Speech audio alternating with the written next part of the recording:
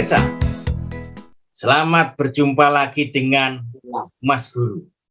Pada malam hari ini di Bima Nusantara, Bincang Dhamma Nusantara, kita kedatangan narasumber yang luar biasa, seorang pandita. Pemirsa, kita sapa dulu narasumber pada malam hari ini. Siapa beliau ini? Namo Buddhaya, Romo. Selamat malam, Pak Saring. Namo Buddhaya. Namo Buddhaya. Gimana kabarnya Romo pada malam hari ini? Baik, sehat-sehat dan tetap semangat karena menyambut dan menyongsong Waisak sudah mulai dekat, Pak, semakin dekat. Oke, bagus. Pemirsa, kita sama-sama ingin mengetahui siapa sesungguhnya beliau narasumber ini. Tinggal di mana, kerjanya di mana, kan begitu, supaya pemirsa ini nanti tahu. Monggo. Terima kasih, Pak Saring.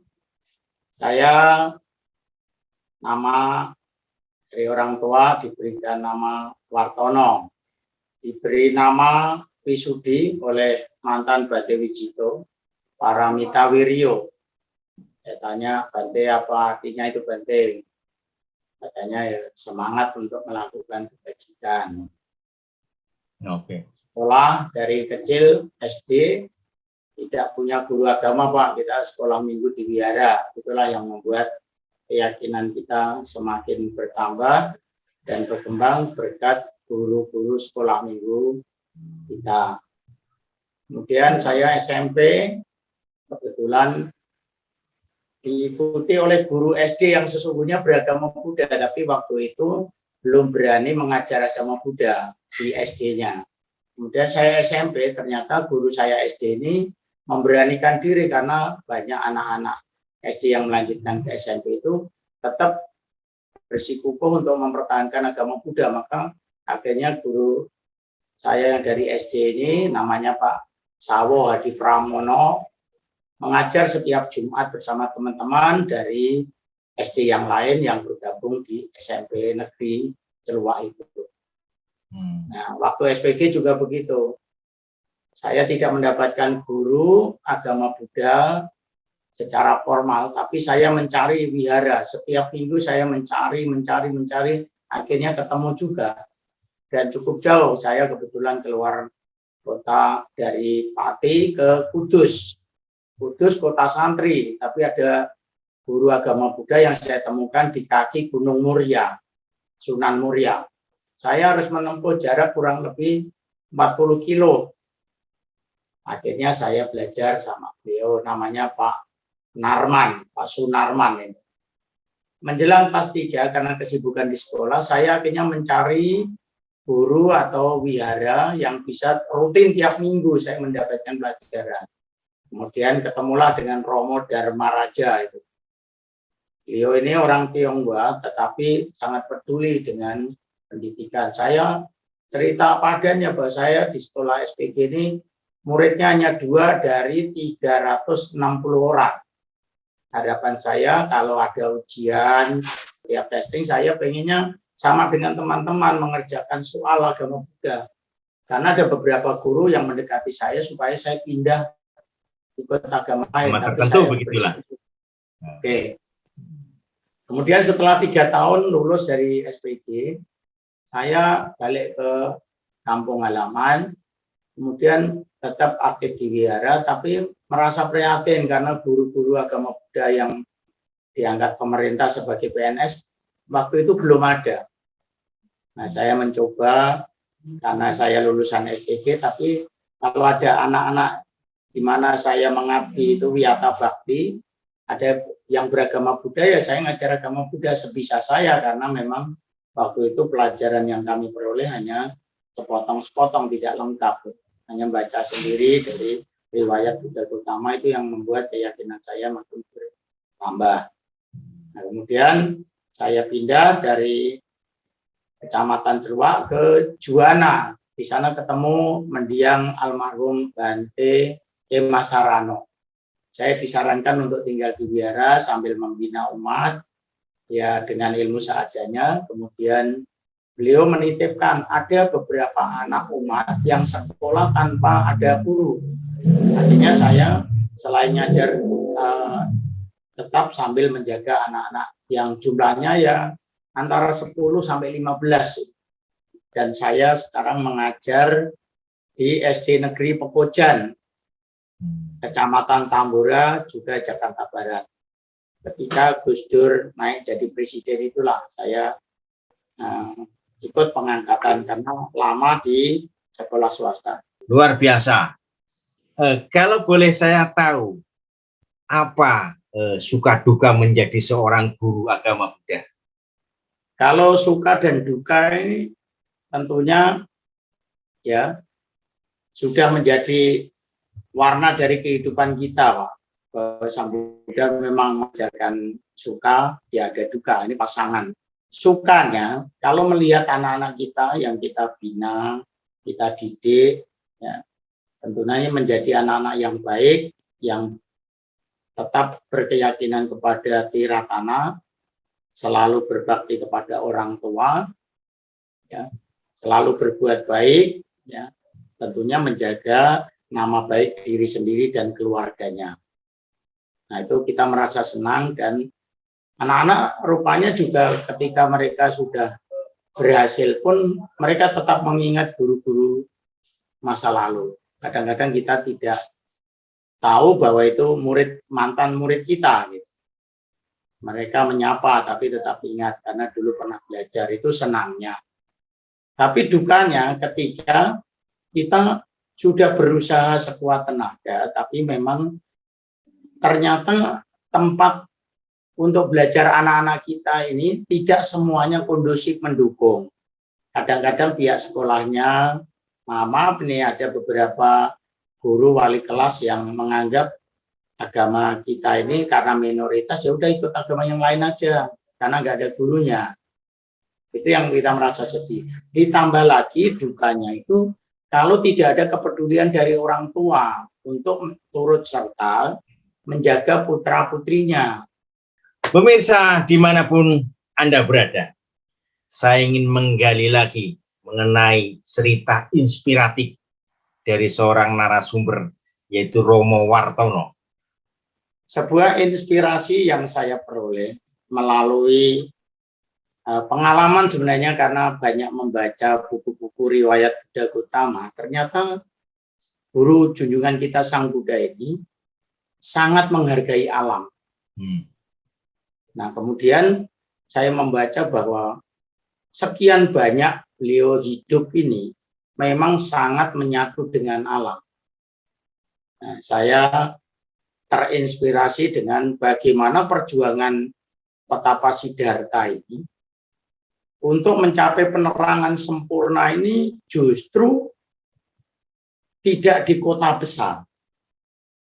Meninggalkan duniawi, meninggalkan semua kenikmatan dan kebahagiaan duniawi, tetapi beliau ini memusatkan perhatiannya menyatu dengan alam, mencari ketenangan, duduk di bawah pohon bodhi. Ya. Nah, bahkan saya juga terinspirasi dengan para Buddha yang lainnya, bahwa setiap ada sama Sang Buddha yang muncul ke dunia ini selalu mencapai penerangan di bawah sebuah pohon pelindung. Nah, karena pohon yang melindungi ini sangat berharga, memberikan kenyamanan, keteduhan, memberikan oksigen udara yang sangat segar dan bersih untuk mendukung para petapa mencapai sama Sang Buddha. Bukan arahat saja, tapi ini Buddha yang sangat sempurna. Sehingga setiap sama Sang Buddha yang muncul ini dengan pohon-pohon yang melindungi selama perjuangannya ini, para sama Sang Buddha ini sangat menghargai. Ada misalnya pohon Asata menjadi pohon Bodhi yang sekarang ini untuk melindungi sama Sang Buddha Gautama, Siddhartha Gautama. Kemudian pohon naga pun juga pernah melindungi, ya, sama Sang Buddha sebelum-sebelumnya. Pohon beringin, ya, dan banyak pohon-pohon yang lainnya, termasuk pohon pule saja. Nah, pohon pule yang di kampung-kampung kita ini tumbuh di kebun-kebun, di ladang itu pun bisa menjadi pohon bodhi selama bisa memberikan perlindungan kepada para petapa yang mencari penerangan sempurna melalui perjuangan yang berat. Nah, itulah yang membuat saya mengapa setiap melihat pohon bodhi, apalagi yang daunnya, kalau yang sekarang ini Ficus religiosa itu bahasa Latinnya, itu bentuknya seperti hati yang melambangkan cinta kasih. Betapa luar biasanya pohon bodhi itu. Bahkan walaupun ini belum ada penelitian secara ilmiah, ya, kami merasakan bahwa di bawah pohon bodhi ini terasa tentram, nyaman, segar, dan penuh dengan kerindangan. Sehingga kebahagiaan muncul. Oleh sebab itu saya pernah ke Wihara Sadapala di Cengkareng, Jakarta Barat. Di sana saya melihat bahwa di taman itu ada pohon bodhi. Saya tanya kepada waktu itu Bante Wijito. Saya tanya, Bante, ini pohon bodhi ini aslinya dari cangkokan apa dari biji? Beliaunya mengatakan bahwa ini dari biji, Pak. Ada umat yang bawa langsung dari India. Nah, saya meyakini bahwa inilah anak pohon bodhi, keturunan ya yang sangat dekat dengan yang pernah melindungi petapa Gautama untuk mencapai penerangan sempurna. Maka saya coba mencangkok dengan semampu saya. Pertama gagal, kedua gagal, ketiganya loh, baru 2 minggu, 3 minggu kok sudah mulai tumbuh akar. Nah, itulah akhirnya saya bawa ke rumah, saya taruh di pot, itu bisa tumbuh dengan baik, saya siram. Kemudian saya punya pikiran lain, wah ini kalau dikembangkan mungkin cabang-cabang yang numbuh ini kita cangkok. Ternyata bisa. Nah, mulailah saat saya menyenangi kebiasaan dan hobi baru itu, kemudian kita tanam di dekat-dekat rumah kita sendiri. Tapi jangan dekat-dekat dengan bangunan, karena akarnya sangat kuat itu. Di taman-taman, di pinggir-pinggir kali, sekaligus untuk menjaga erosi. Barangkali kalau saya mengembangkan pohon ini akan memberi kesejukan buat saya pribadi, tetangga-tetangga, masyarakat sekitar, bahkan bisa melestarikan alam, Pak. Nah, saya terinspirasinya dari situ. Ini terima kasih, dan setiap kesempatan saya berusaha ngajak teman-teman, ngajak keluarga untuk menanam pohon bodhi itu. Oke, pemirsa, luar biasa. Dari inspirasi zaman Buddha, ternyata narasumber ini melakukan, kalau memang zaman Buddha itu mencapai kebudayaan di bawah pohon bodhi, dan sekarang ini pohonnya ada, walaupun barangkali itu turunan kan begitu, namun sekarang dikembangkan, dan saya mendengar sudah banyak sekali yang dicangkok dan diberikan kepada umat Buddha di seluruh Indonesia barangkali. Baik pemirsa dimanapun Anda berada, setelah kita mengetahui cerita inspiratif dari narasumber, dan selanjutnya saya ingin tanyakan tentang pembahasan materi pada malam hari ini, yaitu mengenai pelestarian lingkungan menurut agama Buddha. Kami persilahkan. Berkaitan dengan pelestarian lingkungan, tentunya kita kembali tadi yang saya sampaikan di depan, Pak Saring, bahwa memang Sang Buddha ini sangat menghargai lingkungan kita. Nah, buktinya di dalam Winaya, saya membaca walaupun tidak mendetail banget begitu, di dalam Cula Sila, Majjhima Sila, dan Mahasila, betapa luar biasanya guru kita ini sangat menghargai selain alam semesta, bumi, juga tumbuh-tumbuhan sebagai pendukungnya. Tidak hanya makhluk hidup, apakah itu makhluk tanpa kaki, makhluk berkaki dua, makhluk-makhluk berkaki 4, makhluk-makhluk berkaki banyak. Bahkan makhluk-makhluk yang kelihatan maupun yang tidak kelihatan. Sang Buddha sangat menghargai itu demi kesejahteraan dunia. Berkaitan dengan pelestarian alam, sesungguhnya kalau anak-anak kami belajar ilmu pengetahuan alam dan tentunya digabungkan dengan ilmu pengetahuan sosial, IPA dan IPS, ya, termasuk ilmu-ilmu yang lain, ini sangat relevan. Bagaimana Sang Buddha menganjurkan kepada kita supaya menghargai biji-bijian yang berpotensi untuk tumbuh. Bahkan para biku pun sebagai panutan kita, itu dianjurkan motong rumput saja, itu ada aturannya. Memotong ranting, menginjak biji yang siap tumbuh, yang sedang berkecambah, itu pun juga ada aturannya. Demikian detailnya Sang Buddha menyelamatkan alam semesta ini. Sesungguhnya dari bumi sebagai ibu pertiwi kita telah memberikan banyak hal sebagai materi untuk penyuplai kehidupan kita. Bumi tempat kita pijak, tanah dan air, termasuk bebatuan, bahkan termasuk isi di dalamnya bahan-bahan tambang dan mineral, ini sangat luar biasa. Demikian juga angkasa di atasnya, sampai ke langit, ke udara. Ini memberikan sumber kehidupan yang tiada tara. Bahkan mohon maaf ini, kalau saya boleh mempersonifikasikan, bumi ibu pertiwi ini seperti ibu kita. Udara angkasa raya itu seperti bapak kita. Jadi ibu dan bapak inilah sesungguhnya wujud dari ketuhanan yang Maha Esa yang paling dekat dengan kita.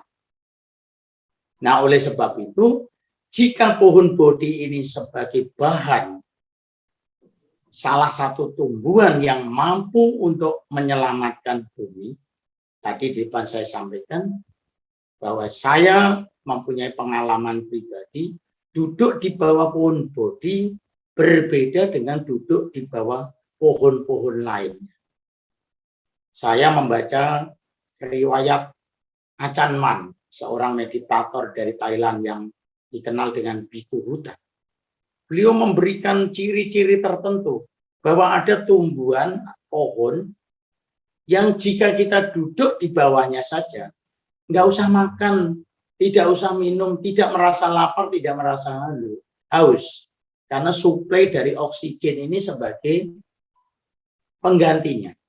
Tetapi ada jenis tumbuhan tertentu, jangankan kita sampai duduk berlama-lama.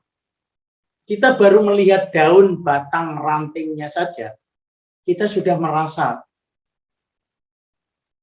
tenggorokan dahaga, pikirannya gersang, Tidak nyaman lah begitu ya. hawanya panas dan tidak nyaman gitu. Nah ini oleh sebab itu saya berharap pohon bodhi ini adalah salah satu dari tumbuhan yang bisa menyelamatkan bumi, Pak. Terutama negara kita juga sudah mengakui ada ya hari-hari tertentu yang sudah ditentukan, hari menanam pohon. Dunia pun mengajak kita untuk mencintai tumbuh-tumbuhan. Untuk pelestarian alam, bahkan ini sudah dinyatakan untuk tingkat dunia. Terima kasih. Oke, baik pemirsa. Intinya bahwa zaman Buddha itu sudah memang mengharapkan untuk selalu menghargai kehidupan, itu menjaga lingkungan, kan begitu. Sudah berapa pohon yang romo, cangkok atau berikan kepada umat Buddha atau kepada siapa diberikan itu? Jadi awalnya saya tidak berani untuk mengekspos ya, karena saya hanya dengan kesadaran sendiri, mencoba sendiri, asal dengan senang hati gitu. Saya cangkok, saya tanam di pintu-pintu gerbang mau masuk rumah dengan harapan untuk tanda penyemangat saya, karena dulu itu ngajar jaraknya cukup jauh, naik angkot dan antri angkot itu harus berjalan kaki. Tepat di pintu gerbang itu baru dapat angkot, Pak. Nah, itu saya kasih tanda. Kemudian jalan lagi di mana ada tempat yang kosong, kasih tanda. Nah, sekarang udah besar, mungkin yang paling mudah itu di sekitar lampu merah Cengkareng, Pak, yang lurus dari Grogol ke arah Kalideres, kalau belok kiri ke arah Wali Kota Jakarta Barat. Itu sudah cukup besar-besar, karena lebih kurang 30 tahunan. Nah, sekarang yang sudah saya kirimkan, pernah dapat inspirasi lagi dan tambahan semangat motivasi dari Yang Mulia Bante Dhammasubho. Karena beliau pernah ketemu dengan seorang Romo namanya Romo Andrianto dari Kaltara. Dia mempunyai ipar seorang bupati Malino. Nah, ketika waisakan, Bante Dhammasubho diundang. Bante Dhammasubho cerita bahwa Pohon Bodhi ini penghasil oksigen terbesar di dunia.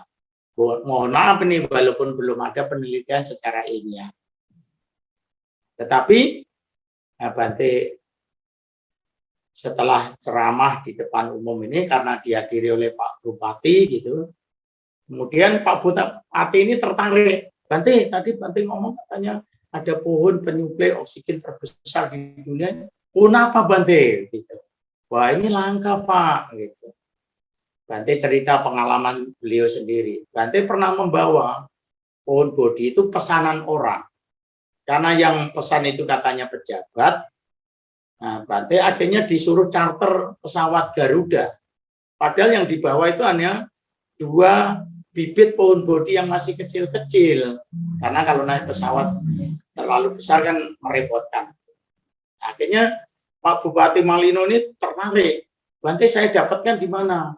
Ya, kalau mau dapat ya nanti coba saya carikan tempat pembibitannya. Nah, akhirnya saya ngajak teman-teman, Bante calling ke saya.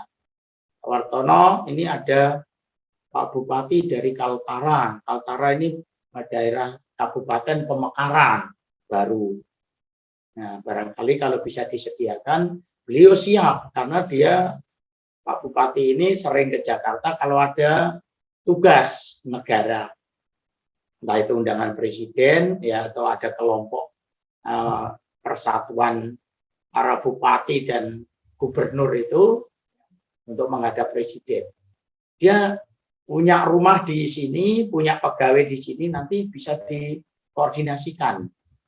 Nah, akhirnya saya semangat lagi karena langsung dikasih nomor dan beliaunya Pak Bupati ini langsung pertama telepon saya, yang kedua akhirnya saya bilang, Pak, kalau telepon mungkin agak terbatas ya, ini WA aja Pak.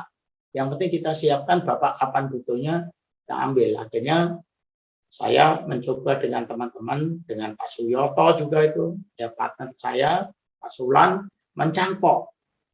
Kemudian tibalah saatnya beliau minta, Pak saya minta berapa banyak? 30. Tapi saya kirimkan, wah ini nggak boleh tanggung-tanggung. Karena beliau cerita, nanti naik pesawat Pak. Dan saya tidak membebani Bapak nggak usah ngirim, nanti ada orang yang jemput.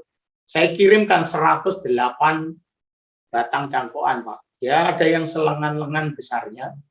Dan saya potong kurang lebih 1 meter. Sehingga mudah di packingnya untuk di bagasi pesawat.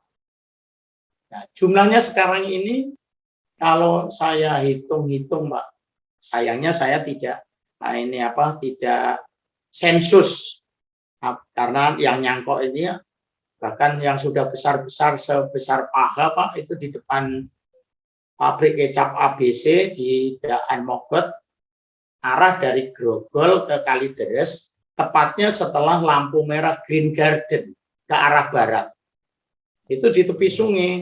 Dulu 108, Tapi saya benar-benar perhatikan karena itu jalan saya pulang pergi menuju dan pulang dari kerja untuk mengajar di SDN Pekojan tadi. Ternyata dari 108 itu yang tumbuh normal sampai sebesar paha itu 98, Pak.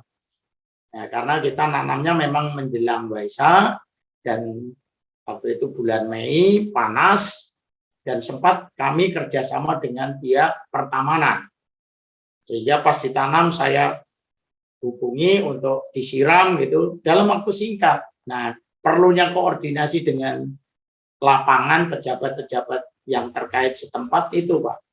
Jadi kalau kita sudah kenal baik, kita bisa menyampaikan, ya akhirnya diterima dengan baik.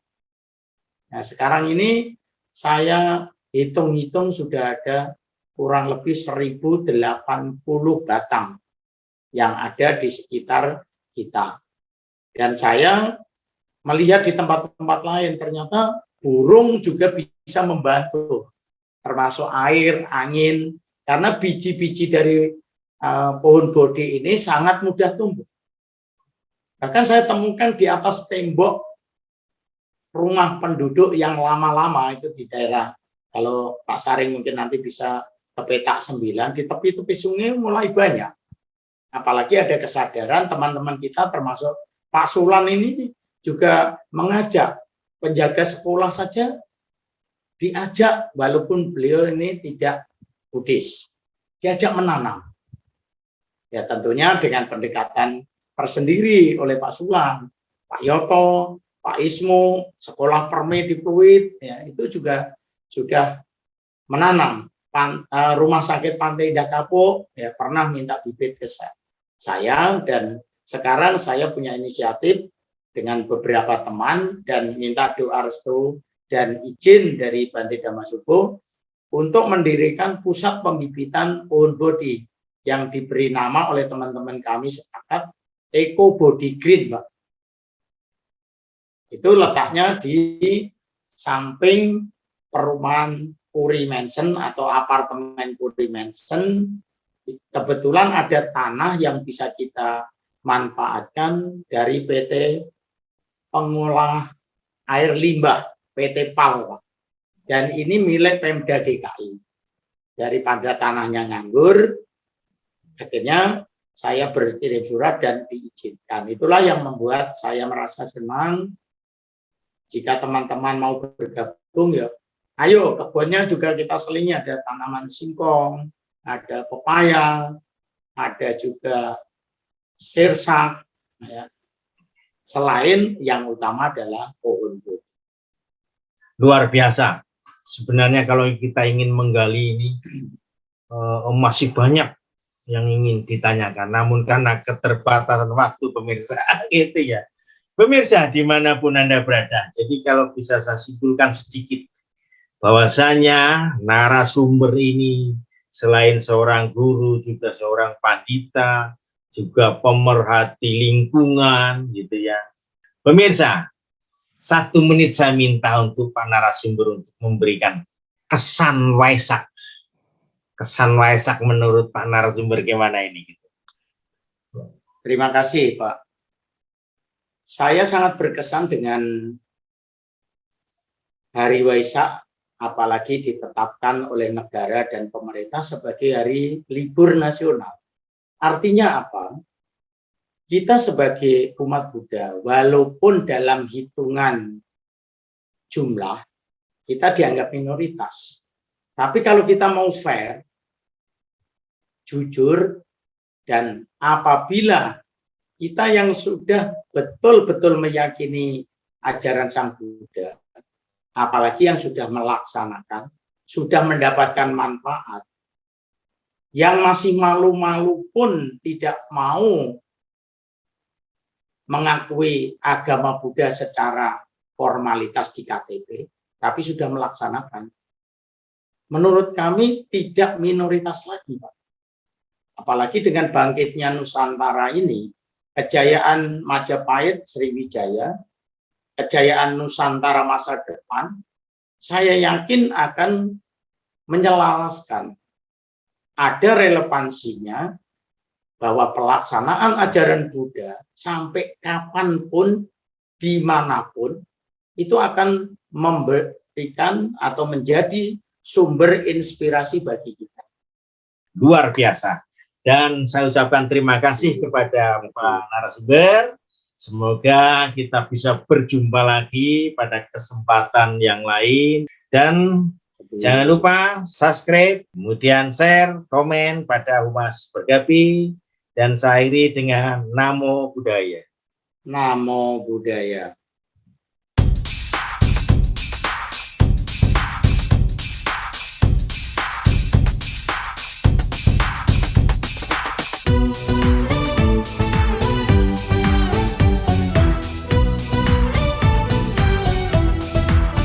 Selamat Hari Waisak, selamat Hari Waisak, selamat Hari Suci Waisak semua. Selamat berbahagia, salam sejahtera, selamat Hari Suci Waisak. Selamat, selamat bahagia, damai tentram sentosa, damai bahagia.